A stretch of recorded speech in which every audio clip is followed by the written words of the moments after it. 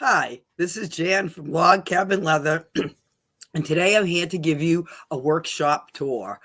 If you don't know who I am, I've been making handmade leather goods since 1977. This is workshop in my dream home, which is a log cabin. So it's been my workshop for about 20 years.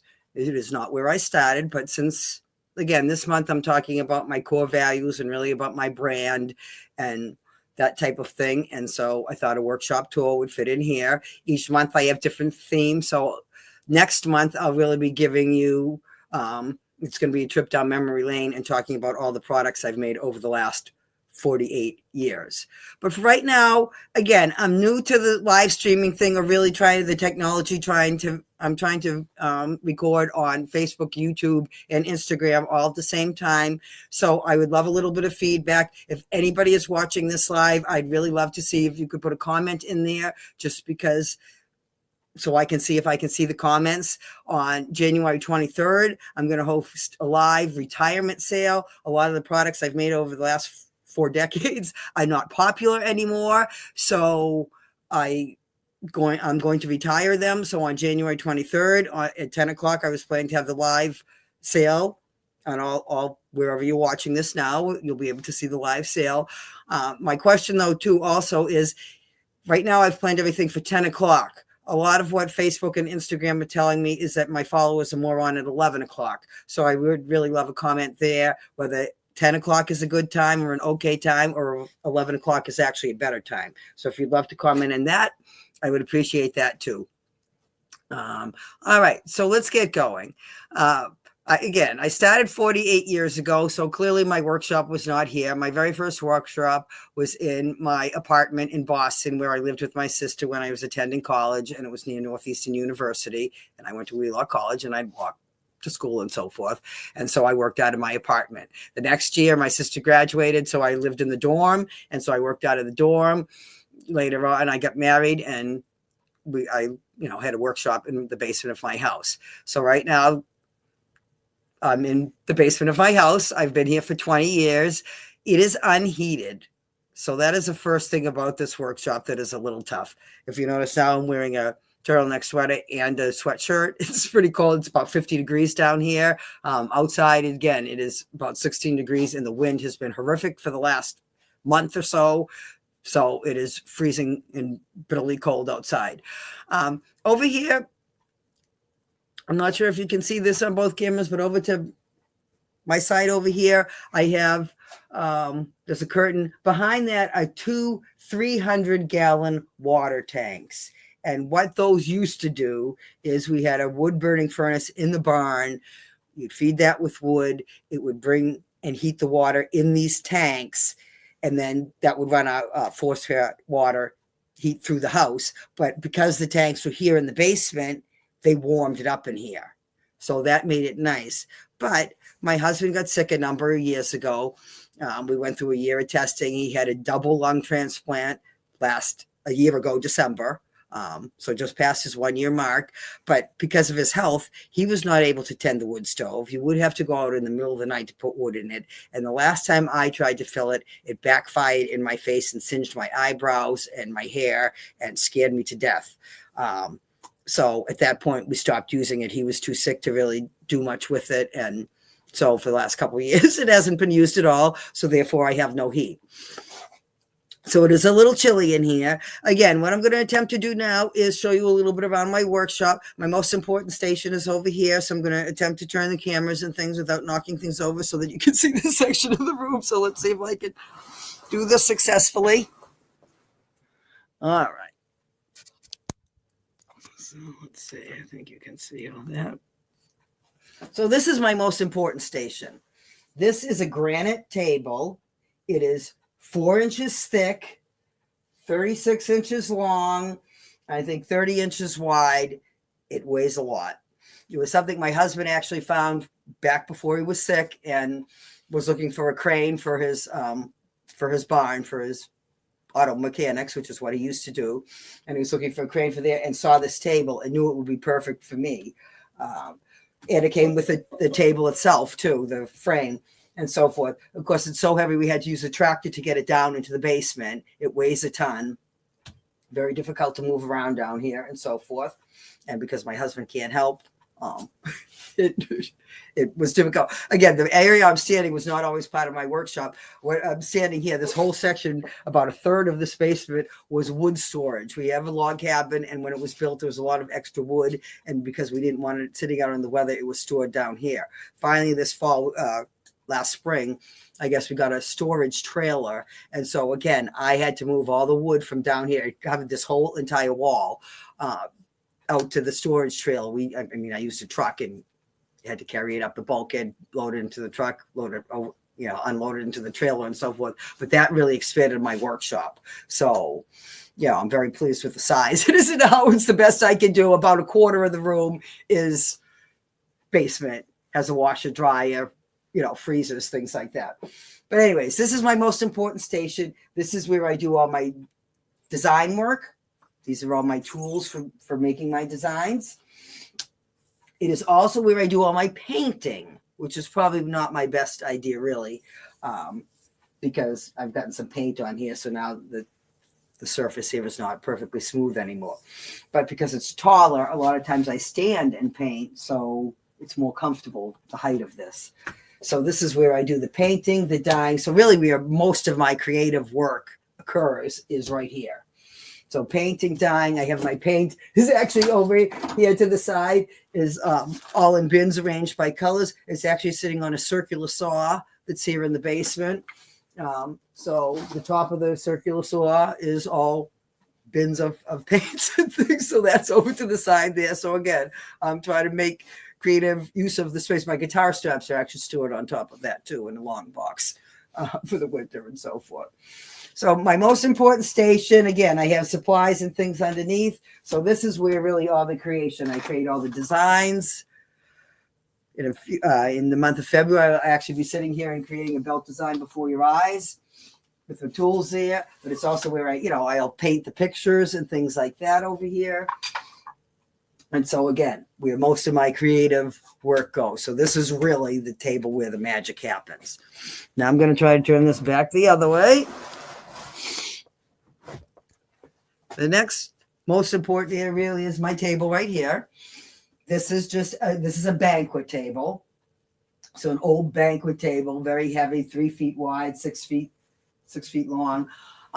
Used to be what I would take to shows. It is extremely heavy. So now, of course, back in the day, you didn't have all the choices for the portable tables, craft shows, and things like that weren't as popular. So it was actually what I took to my shows.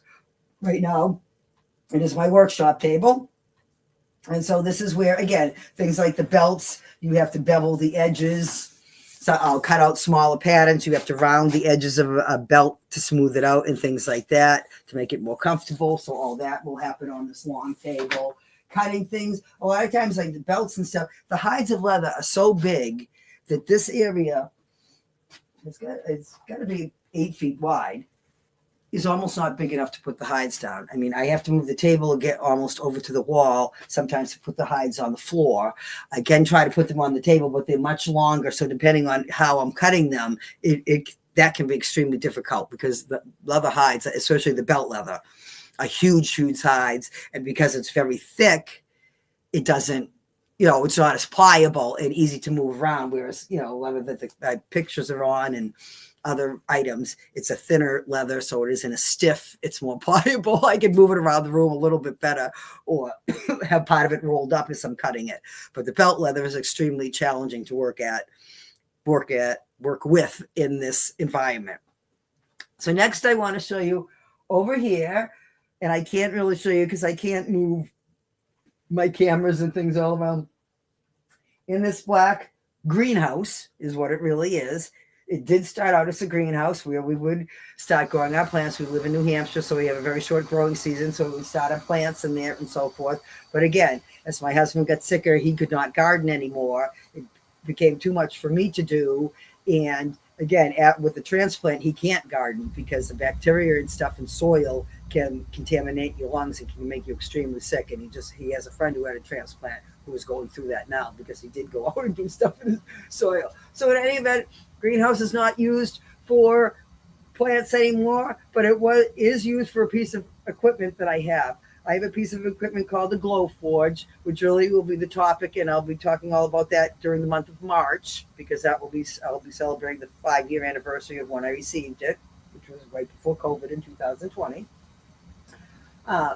It's cannot work if it's too cold. And so, like I said, the basement is 50 degrees here. It won't turn on. It won't work. So it has to be at least 60 degrees. So inside the little greenhouse, I have a space heater. And because I can close off the little cubicle there, it can heat up fairly quickly in there to get it warm enough so that I can use it. The other thing with the Glow Forge, because it's a laser cutter engraver, when it's cutting the leather, it does put off fumes, or it's cutting anything, it puts off fumes. So it has to be vented out a window. So behind that is one of the little basement windows up at the top there, but there is actually a hose about that big, like a dryer hose, that has to go out through the window. So of course that lets a little bit more cold air in. It's all bundled up. But in any event, the Glow Forge has to stay warm. So that's why it gets the heater and I don't. The other parts of my workshop, I cannot really show you because I can't move the camera around to that section of the room. My workshop is kind of like an L shape. So we're in the one section here. We have another section that goes over here. You can see the pegboard there. If you follow along, that wall is where I have all my leather stored. I have leather is rolled up. I have the hides of leather rolled up there, along with belt leather. There's actually couch chairs lying across that because it's longer and heavier, doesn't fit on the shelves. But beyond that, I have the area where I dye everything. So I use a dye resist process. So again, the dye resist is usually painted on over here, but when I go to stain it or dye it, it's over here. I also have a machine called a burnisher, which I use to finish the belts. And then I have another little section over there that has my sewing machine. Again, a lot of book covers and things, using the sewing machine. Now, mostly it's going to be used for making guitar straps because the book covers are being discontinued, except for special orders. And then beside that is a machine called the skiver. Now, a skiver is something I use primarily on belts. And again, this is a piece of belt leather. It's pretty thick. This is where the buckle's going to go. If you put the buckle in there and it's like that, that's pretty bulky on your body. That sticks out quite a bit. So what the skiver does, it's going to shave from like here to here and thin out the leather a little bit. So when you fold it, it isn't going to be as bulky. So that's the skiver. So that's another piece of equipment. Unfortunately, because I cannot take the camera because I'm using a laptop and a camera, and a phone, and I have a light, I cannot carry it around and take it to that part of the room. But what I will do when this video is over, I will edit it and I will add that section to the video, or at least I'm going to try to add that section to the video so you can see that I'm going to add it to it later on.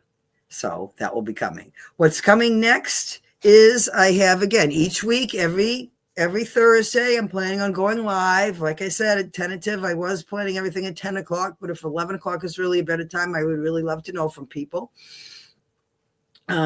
Next week, I'll be talking about how the product of creating my patterns change. I do create all my own patterns. I mean, sometimes part of the pattern I get from an actual drawing or whatever, like the animals, because I cannot draw those.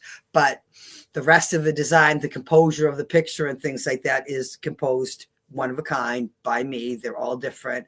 And over the 48 years, making patterns has changed drastically because, of course, when I started, computers didn't exist.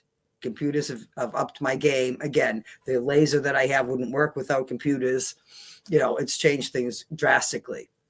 So those will be things I'll be talking about coming up. But again, next week, I'll be talking about how I went from hand drafted patterns to, creating patterns digitally and things like that, and so forth. And each Thursday, I will have live videos. During the month of February, it's a trip down memory lane. So I'm showing products I've made over the last 48 years and reminiscing about those and showing photos of them and things like that. I also have a belt launch coming up in February because belts are my longest standing collection. They were my first really collection, and they've been my longest standing collection for all these years. So I'm going to promote that in February. In March, again, I'm talking about my Glow Forge because it will be 5 years old. And so I'll be talking more about that. I'm also going to be having a giveaway of items that I use to make the Glow Forge. So that will be coming up in March. And then in April, I'm going to be starting a subscription club where you can get some things made. Kind of ties in with the things that are going to be in the giveaway in March will be items that if you're in the subscription club, you'll get a surprise item similar to those each month delivered to your mailbox. So those are the events coming up. If you want to keep in the loop and find out what's going on, please follow me, like me, share whatever platform you're on. You know, anything to help a small business like mine grow would really be appreciated. Comments really help. Even if you're watching the replay, a comment helps because it helps, you know, grow your reach and everything. But you really want to join my email. Again, if you're on Facebook and YouTube, you can see the link right below this video to join my email, and then you'll get notifications about the lives and things like that, or the replays to the lives delivered to your inbox and so forth like that. So you won't miss anything, and you'll get updates on what's going on. The other advantage of being a VIP, anybody on my email list is a VIP, because you get early bird access to sales, you get pre-order events where if I'm having a launch or something or a special sale event, you can pre-order or reserve the things ahead of time so that they won't sell out. I have an offer coming up for the sale of the January 23rd, the retirement sale. If you're a member of my email club, I think you'll get free shipping. If you order something during the live event, you'll get free shipping on it. So, you know, there are different advantages. So I would recommend you do that. Is the really best way to stay in touch. But again, the likes, the follows, the shares would really be appreciated too. That's going to wrap it up for now. Thank you very much. I hope you enjoyed this. Not probably all that interesting, but I hope nevertheless you continue to follow me.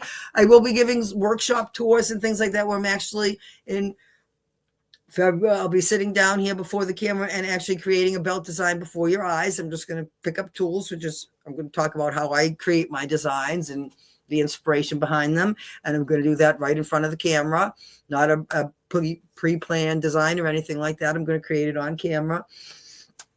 But again, a lot of short stories about how I started and things like that. So if you're a nature lover, first of all, I would recommend you follow me because a lot of my things, especially with the Glow Forge, now, I mean, in the past it was book covers. So that's what you'll be seeing all through the month of February. Hundreds and I mean, literally thousands of products I've made, mostly with animal themes.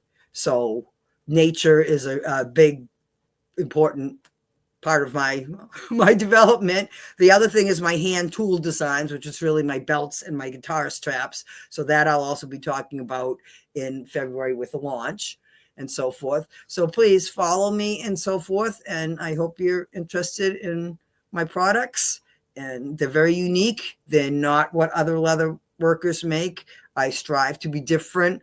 I honestly can't tell you brands and things that I follow because I try to create my own things and follow my own passions and create things that I think other people will be passionate about as well.